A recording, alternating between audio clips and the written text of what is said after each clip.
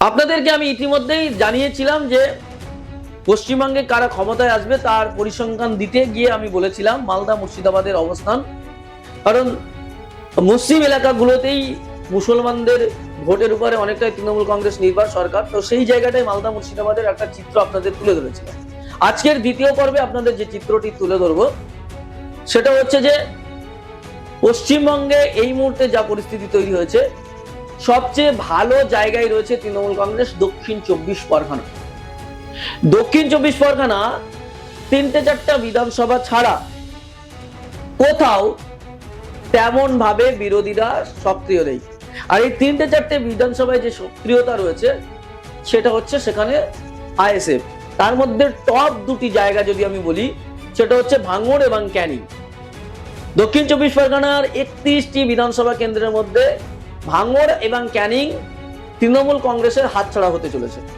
এই দুটি আসন আইএসএফ পেতে চলেছে, আর বাকি 29টি আসনের মধ্যে কিছু ভোট এদিক ওদিক হবে, কিন্তু 29টি আসন কিন্তু তৃণমূল কংগ্রেস পাবে। এই জায়গাটা নিশ্চিত করে বলা যাচ্ছে। বিজেপি দক্ষিণ 24 পরগনায় তেমন কোনো অবস্থান নেই। জয়নগর বাসন্তীর কিছু এলাকা বা আপনার ক্যানিং পশ্চিমে তারা চেষ্টা করছে, কিন্তু খুব একটা লাভবান তারা হবে না। এবার যদি দেখি উত্তর 24 পরগনা, উত্তর 24 পরগনা 33টি আসনের মধ্যে 6টা থেকে 7টা আসন কিন্তু বিজেপি এবার পেতে পারে, 6টা থেকে 7টা। এবং সেখানে আইএসএফ 2টো থেকে 3টে আসনে একটা ভালো ফাইট করবে, এমনকি জিতেও যেতে পারে। মানে অসম্ভব কিছু নেই, ভোট একটু এদিক ওদিক হলে কিন্তু জিতে যেতে পারে। সেই জায়গাটা হচ্ছে মিনাখা, তেগঙ্গা, আমডাঙ্গা।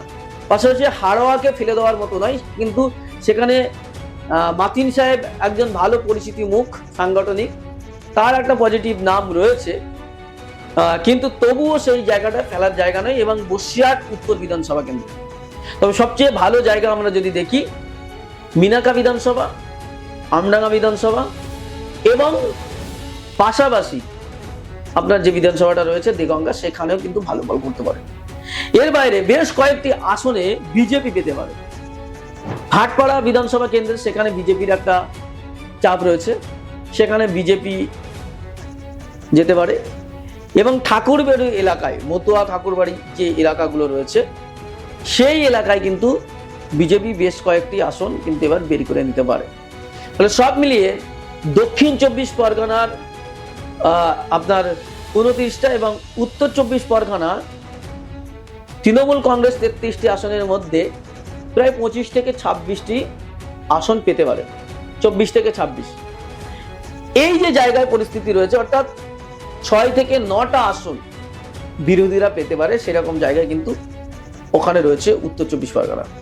তাহলে এই 24 পরগনা তৃণমূল কংগ্রেসের একটা ভালো জায়গা রয়েছে।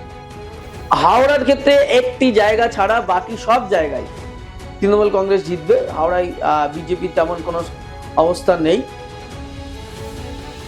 আর একটা হুগলি জেলাতে সেখানে বেশ কয়েকটি আসনে বিজেপি জিততে পারে।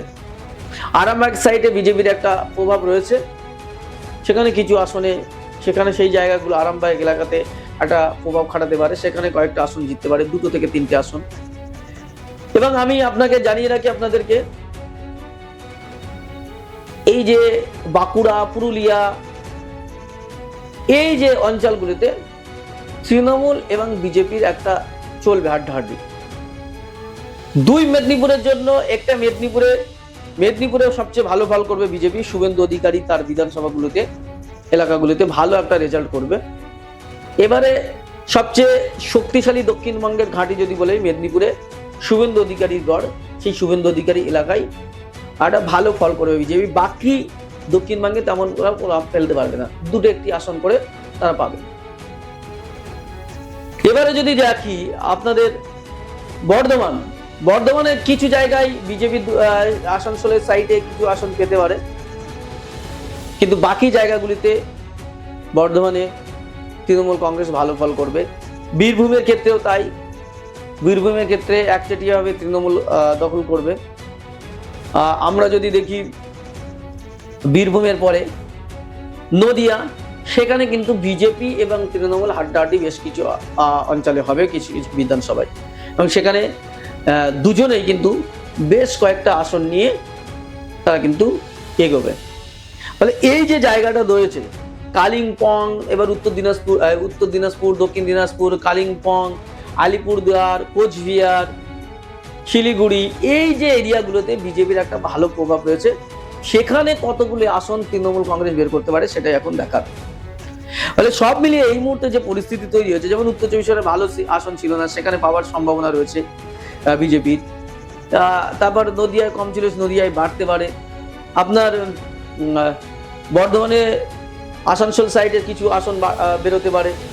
সব মিলিয়ে বিজেপি গতবারে যে ৭৭টি আসন পেয়েছিল, এবারে আসন সংখ্যাটা বেড়ে হয়তো বিজেপির ৯০ থেকে ৯৫টি আসন হতে পারে।